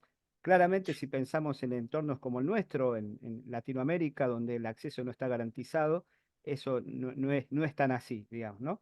Y por otro lado, sabemos, y la pandemia lo ha demostrado, que no tenían todas las habilidades que nosotros suponíamos, ¿no? Hay funciones Word o de Excel, supongamos que no tienen ni idea los chicos, aunque manejan tal vez otros usos. Por lo tanto, concepto de que ya por el año de nacimiento ya tenés facilitado el aprendizaje de las tecnologías, es algo que hay que discutir, ¿no? Funciona la idea ¿no? del lenguaje natural que aprendemos en manejo intuitivo con los aparatos, las interfaces, pero hay una mediación pedagógica que nosotros podemos, y en esa línea va este conversatorio, que nosotros podemos ofrecer una mediación crítica de la que pedían algunos detalles acá, en qué consiste, ¿no? Algunas cosas se fueron adelantando. A mí me gustaría que Francisco amplíe algo que me tiró el centro Lucía recién sin saberlo, ¿no? Sobre los algoritmos, ¿no? Algo que encontramos en nuestra investigación, de Investigar en Red, una investigación que estamos haciendo con estudiantes de nivel universitario, pero entiendo que hay que indagar a ver si pasa algo de esto con los chicos, es que no se comen todo lo del algoritmo, sino que negocian con el algoritmo. Ahí pasan cosas interesantes. Comentanos un poquito, Francisco. Sí, eso lo venimos viendo en Investigar en Red, en una investigación sobre modos de consumo de emergente de información en estudiantes universitarios. Y también se ve en otras investigaciones anexas, inclusive en trabajadores de plataformas, ¿no? Digamos, muchas veces los estudios algorítmicos o buena parte de la literatura se ha dedicado a indagar la cuestión macroestructural, digamos, ¿no? Que es muy interesante respecto del uso de los datos, la idea del colonialismo de datos, el tecnofeudalismo y otros conceptos que han estudiado, no sé, Nick Caldry, Ulises Mejías. Sin embargo, también es interesante un poco ver qué pasa en ese micropoder, en esa microfísica del poder, digamos, porque como decía Michel Foucault, donde hay poder siempre hay resistencia, ¿no? Entonces es interesante observar la cuestión de cuáles son las estrategias de resistencia que los propios usuarios utilizan a la hora de considerar a los algoritmos, ¿no? Entonces nosotros estamos encontrando en esta investigación y en otras también esta idea de que hay una conciencia de la presencia del algoritmo, digamos, y que hay determinadas estrategias que algunos autores como Ignacio Siles hablan de la domesticación mutua, trayendo los conceptos de Silverstone aplicados a la televisión, pero él lo aplica a la cuestión del algoritmo, y la cuestión de las promulgaciones, ¿no? Es decir, bueno, ¿qué es lo que esas personas hacen frente al algoritmo, frente a ese, qué es lo que dicen del algoritmo? Un poco recuperar esta idea de lo que decía Leonora, la tecnología también es lo que decimos de ella, ¿no? Y a partir de ahí aparece interesante una serie de repertorios. La idea de repertorio también aparece como de manera muy profunda, en donde los seres humanos tenemos estrategias de mitigación, no es que estamos sometidos a los poderes indomables de esa gran caja negra que son las maquinarias algorítmicas, ¿no? Entonces me parece que quizás la cuestión más microetnográfica nos permite observar, al menos en la reconstrucción de los discursos, algunas estrategias de resistencia, digamos, podríamos decir de resistencia, que son bien interesantes porque, bueno, ahí empezamos a interactuar con el algoritmo un poco de tú a tú, ¿no? Lo empezamos a interpelar, tenemos sentimientos respecto de él, sentimientos encontrados, ¿no? Y esto es muy interesante porque está bastante bien documentado en la literatura, aunque es una posición menor dentro de este gran campo del estudio algorítmico que podría básicamente dividirse en dos, como que para mí son momentos complementarios, no son inconvenientes, ¿no? Son absolutamente complementarios. Necesitamos conocer la cuestión infraestructural, pero también necesitamos ver, bueno, no solamente qué es lo que los algoritmos hacen con la gente, sino que lo que la gente hace con los algoritmos, ¿no? Volver a la pregunta de Jesús Martín Barbero de los medios a las mediaciones. Gracias, Francisco. Acá el pueblo quiere saber en el chat, Miguel Ángel Macera, pero otros varios lo expresan de otro modo. Me interesa saber, como experiencia de los docentes ponentes, qué les ha resultado más productivo del uso del celular en cuanto a objetivos curriculares apropiados como aprendizajes por sus alumnos y alumnos, ¿no? O sea, venimos hablando de que no a la prohibición, pero bueno, ¿qué usos se pueden dar, digamos, ¿no? Creo que de lo que estamos acá no somos de las recetas, ¿no? Hay que hacer esto, hay que hacer lo otro, me parece que no. La prescripción no va acá, ¿no? Pero tal vez alguna idea de cómo conectar el uso del celular con los contenidos curriculares. Recién decías algo, Mariana, de que hace falta algunos cambios curriculares, ¿no? Que esta cuestión de la didáctica en vivo, pero en el uso concreto del celular en el aula, ¿qué usos podemos rescatar como para algunas ideas, ¿no? No sé quién quiere responder por ese Yo lado. digo, contesto Neta. súper rápido. Nosotros hacemos documentación, digo, sobre todo en el nivel superior, que es donde trabajo, pero esto se puede hacer en todos los niveles, no tengo la menor duda. si esa fuera la decisión del docente, salir al patio de nuevo, en nuestro caso a la calle, tomar testimonios, venir y compilarlos, agarrar esos testimonios y hacer microvideos, generar comprensiones como rápidas de algunos textos y ponerlas a circular en términos de redes, generar conversaciones abiertas en WhatsApp a lo largo de una semana hasta llegar al núcleo de un debate. O sea, no se me ocurre nada que... O sea, sería muy difícil generar esta propuesta de construcción de conocimiento original, debate, análisis, reconstrucción y producción de contenido sin tecnología. Ya lo dije, sería como...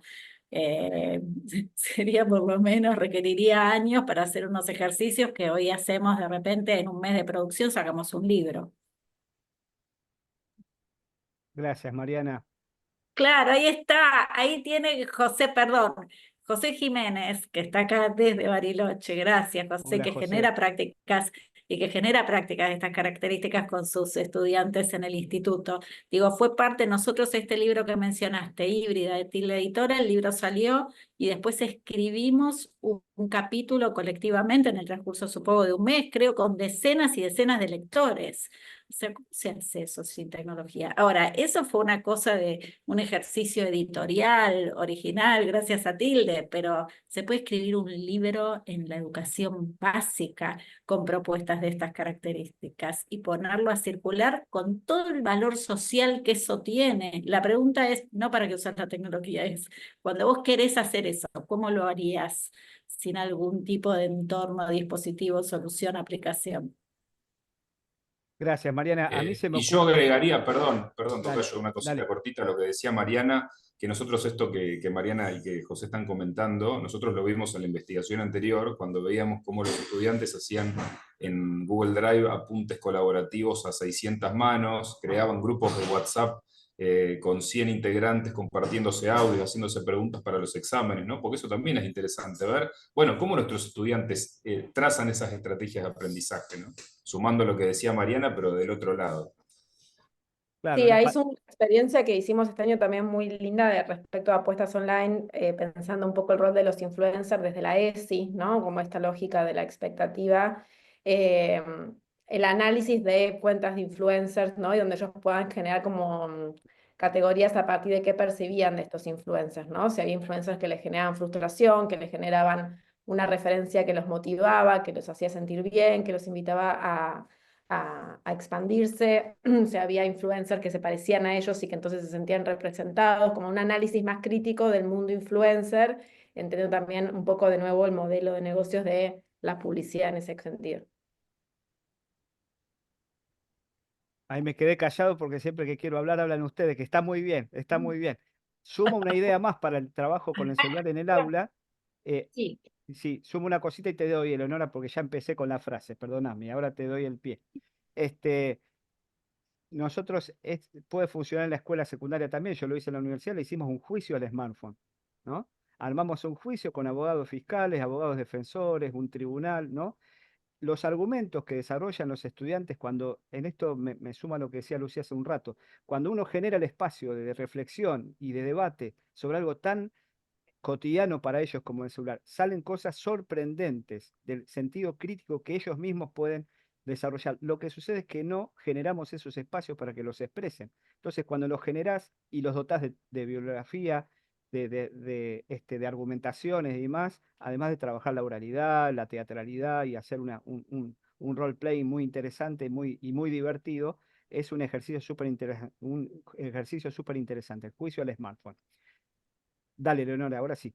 No, bueno, también un poco en línea con lo que acabas de decir, me parece que el tema de darles la palabra a los chicos en la escuela es muy valioso, me parece que tienen muchas cosas para decir, a mí me pasó en las entrevistas, escuché cosas súper interesantes, me sorprendí con muchas cosas que dijeron. Quería retomar simplemente una cosa que había comentado Octavia acá en el chat, que hablaba sobre si el aburrimiento siempre es malo, ¿no? ¿Es siempre malo? A mí, digamos, lo que dicen los adolescentes sobre el uso del celular en el aula y el tema del aburrimiento, más que nada me dejaba la pregunta de cuál es la experiencia que tienen los adolescentes actuales sobre el aburrimiento, ¿no? Realmente me pregunto por el aburrimiento de los chicos, cuál es, cómo lo viven, y también qué es lo que hace que una clase sea, o un momento de una clase sea aburrida, o por el contrario, qué aspectos de una clase no consideran aburridos los chicos, ¿no? ¿Cuál es la perspectiva de ellos sobre ese aburrimiento? A mí, digo, también como esto de, si cada vez que me aburro tengo el celular a mano, porque el celular lo que hace es justamente evitar esa situación de aburrimiento, bueno, probablemente ni conozcan el aburrimiento, ¿no? Entonces, bueno, ahí me parece que hay algo para pensar, y en ese sentido me parece que escuchar a los chicos y conversar sobre, bueno, distintos temas vinculados al uso de los celulares, creo que, como se vino diciendo hasta ahora, los chicos se prenden en esta conversación, les interesa, tienen cosas para decir, tienen cosas para escuchar, me parece que vale la pena, ¿no? Hay que abrir esos espacios, como decías recién. Eso. Gracias, Eleonora, me ganaste de mano porque te iba a preguntar por el aburrimiento, ¿no? Porque es como, es lo que estas tecnologías no nos permiten, aburrirnos, ¿no? Y a veces está bueno que suceda esto para que aparezca algo nuevo, ¿no? Ujú. Bueno, como están comentando acá en el chat, hay un montón de información, vamos a guardar la grabación y la conversación también, porque hay un montón de links. Acá está Arco Identidad está compartiendo un montón de información de Redipe. Sergio también Arciénaga, bueno, mismo José, desde hace un rato, José Jiménez, etcétera, ¿no? Eh, Mirá, Eleonora no defendió la tesis, todavía ya la quieren ver publicada. O sea, si Dios quiere, en noviembre, Eleonora defiende su tesis, que podemos invitar a todos los que quieran venir porque es un acto público en la UNSAM, lo vamos a hacer ahí en el edificio Volta, que es un edificio precioso, ahí cerquita del obelisco, y pueden venir. A ver, alguna pregunta más que nos queda para ir cerrando. Eh, bueno, hay algunas cosas, no sé si alguno vio alguna cómo incorporar el celular en el aula cuando no están dadas en las instituciones, por ejemplo, el Wi-Fi, ¿no? Ahí aparece, bueno, a veces más limitada, entiendo, a los datos de los chicos, ¿no? Sí, hoy una alumna de secundario de quinto año que estábamos en clase le digo, bueno, tenemos el lugar de trabajo ocupado y que bueno, trabajen con los celulares. Y yo me dice, sí, profe, pero acá no hay wifi y yo los datos no me los quiero guardar para esto, ¿no? Le digo, la verdad que tenés razón. Bueno, hay que poner imaginación, digamos, ¿no? Sí, el alumno va a estar por ahí reticente a usar sus propios datos, es una buena excusa decir, ay, no tengo datos, no me puedo conectar. Y trabajamos en ambientes, en muchos casos, que salvo que sean lugares de elite, digamos, tienen disposiciones tecnológicas bastante bajas, ¿no? Pero bueno, hay que, como decía Mariana, hay que poner el cuerpo. Poner el Pero y cuerpo y seguir poner... pidiendo, Fran, políticas de inclusión. Sí, totalmente, eso no hay que bajar los brazos jamás, totalmente. Las políticas de inclusión acá, por eso yo decía al final, el rol del Estado, ¿no? Son fundamentales. El rol del Estado en la formación docente y también pedir políticas de inclusión digital, sí. Lo preguntó Jorge Steinman hace un rato, yo lo contesté en el chat. Digo, la pandemia mostró algo que ya se sabía desde antes por la encuesta de hogares de 2016, que hay más o menos 1 millón de estudiantes que no tienen garantizado el derecho a la inclusión digital, porque no tienen dispositivo, porque no tienen internet, porque no tienen acceso en la casa ni en la escuela. Y son los que durante la pandemia probablemente se hayan quedado desconectados del sistema educativo. Hay que insistir en este tema.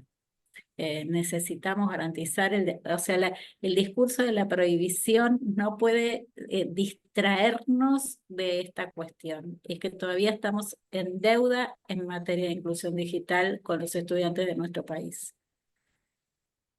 Me quería sumar una línea solo en cuanto a esto del aburrimiento, en una experiencia que este año hicimos con una escuela, con el quinto año, donde la escuela tenía que aportar un poco en esta lógica de si prohibir, no prohibir, y los pibes decían qué les parecía, ¿no? Las chicas más grandes de una escuela de chicas decían que como que les angustiaba ver el uso de los más pequeños, de los de primer año, segundo año, ¿no? Como que ya estaban más grandes y decían no pueden parar de usar. Pero me acordé de esto porque me pareció fantástico una pieza, bueno, se armaba el debate, ¿no? Entonces, bueno, por ahí en algunos recreos, hacer recreos como de juegos lúdicos, entonces que la escuela compre metegoles, que compren cosas, y otra decía, no, ojo, porque si no, en esta lógica del aburrimiento, la chica, 16 años, ¿no? 17 decía, si no estás volviendo a compensar la sobreestimulación, ¿no? O sea, ¿por qué todo el Interesante. tiempo tenemos que estar corriendo atrás de estar estimulados? Entonces te saco el celular en el recreo y te meto 300 juegos. No, tomate mate con tus amigas. Entonces, digo, en eso también está la riqueza de escucharlos, ¿no? Porque estos pibes me decían, no sé lidiar con el tiempo libre, no lo sé. O sea, en esta, vuelvo, digo, el modelo de negocio de mi parte para cerrar, pero cuando el tiempo de ocio está cooptado por el consumo, hay que dar esa pelea por el aburrimiento, ¿no? O sea, como no seguir en esta lógica también de tengo que ser un profesor charlatán, que si el pibe se me aburre es un fracaso.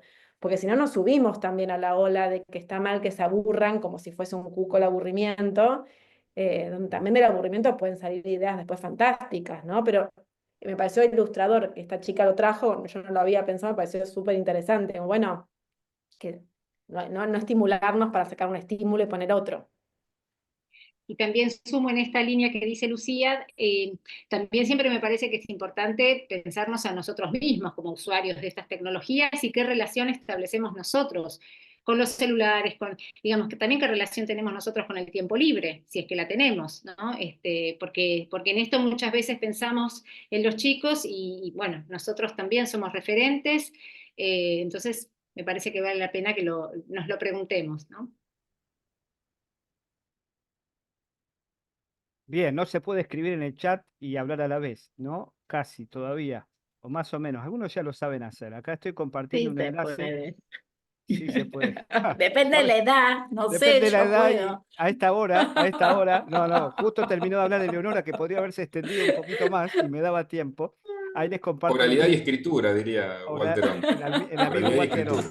El amigo Walterón. Acá estoy compartiendo el enlace al sitio. Este chat se ha transformado en un repositorio de recursos digitales tremendo, ¿no? Ahí está Investigar en Red, que es la investigación que estamos haciendo con Francisco, donde están los resultados de las investigaciones que estamos haciendo sobre cómo se informan y cómo estudian los estudiantes de carreras de comunicación. Una más para ir cerrando, aparecía en el chat los trabajos de Miguel Benazayal y toda la perspectiva de la neurociencia, que si uno, en mi caso yo estudié el tema de la lectura, ¿no? Cómo cambia la forma de la lectura pasando de lo impreso a las pantallas, ¿no? Y si uno lee la perspectiva de la neurociencia o los neurocientíficos, hay mucha preocupación porque básicamente está la idea de la delegación de una capacidad que perdemos en esa delegación, ¿no? Y uno escucha estas cosas como que se apagan algunas zonas del cerebro al usar las pantallas, son bastante fuertes esas afirmaciones, ¿no? Pero si uno hace una investigación más, quizás desde la perspectiva etnográfica, con entrevistas y demás, vemos que no todo es pérdida, digamos, ¿no? Hay otras competencias, otras habilidades que van apareciendo, donde no necesariamente es pérdida. Yo lo comparto con el panel para que después tome la palabra quien quiera, me da la sensación que estos estudios más basados en la neurociencia y demás, que se basan en mapeos cerebrales, bueno, hay toda una investigación, sobre todo a partir de los años 90, con la neuroplasticidad, que ahora permite comprobar de qué manera nuestro cerebro reacciona frente a los estímulos, por ejemplo, cómo reacciona cuando leemos un libro impreso, cómo reacciona cuando estamos en TikTok, etcétera, etcétera. Pareciera como que es lo vemos en términos negativos. De hecho, Nicolás Carr, en el libro que mencionó hace un rato Francisco, dice, bueno, estamos perdiendo la capacidad de la lectura concentrada, estamos volviendo a la época del malabarismo, del desciframiento, ¿no?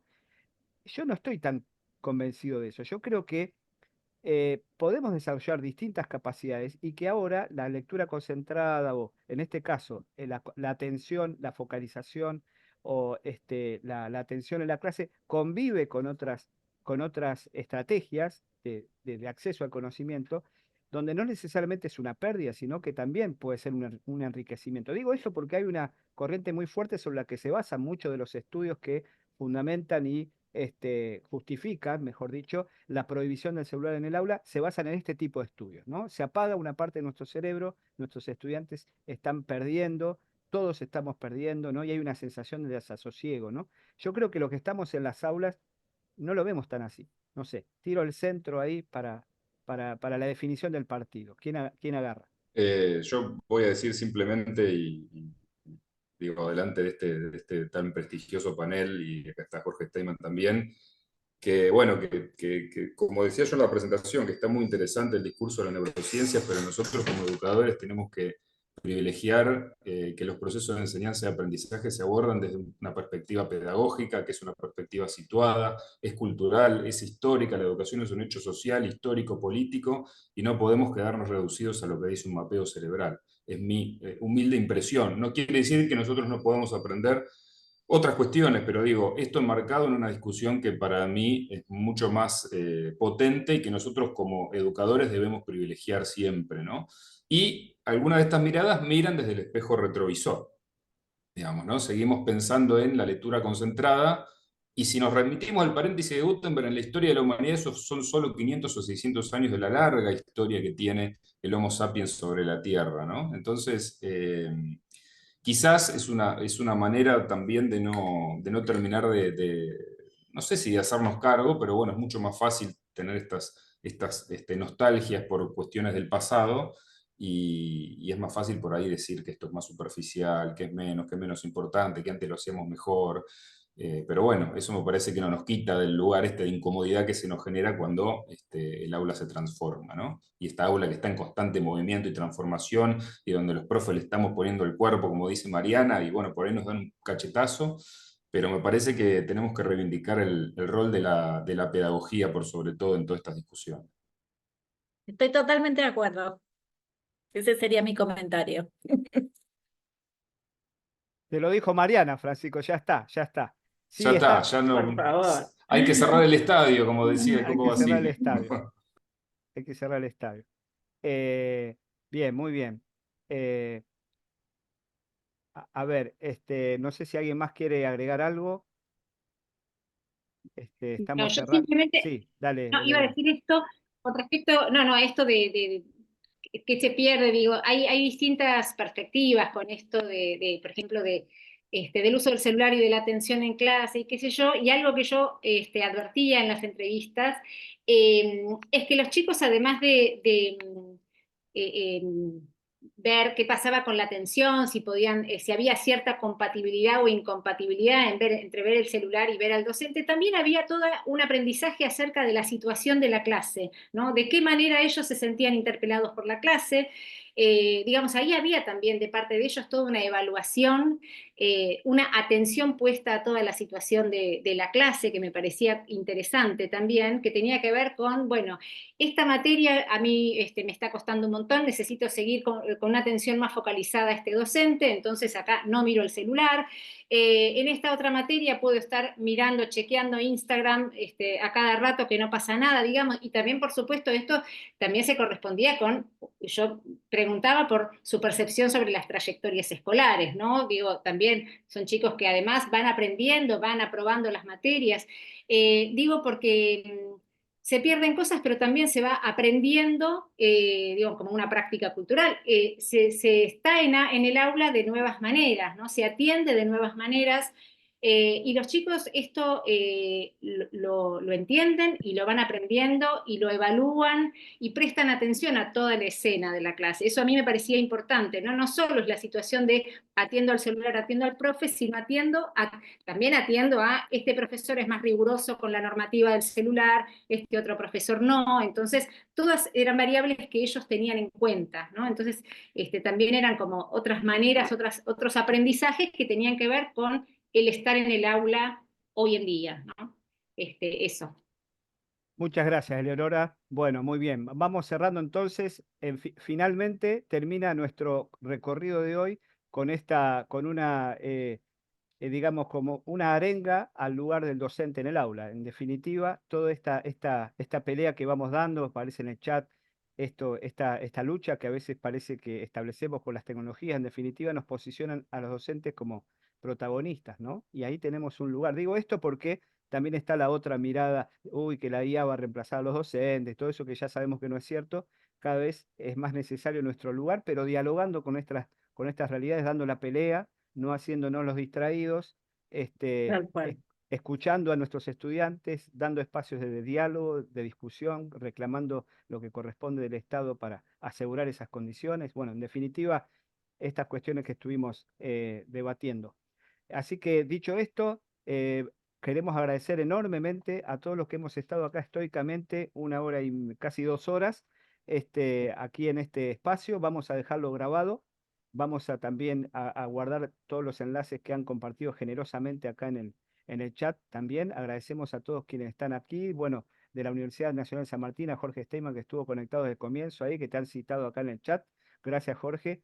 a todos los que se han conectado en distintos momentos, bueno, que han aportado muchísimo en el chat, materiales, discusiones, bueno, ahí hay un montón de gente.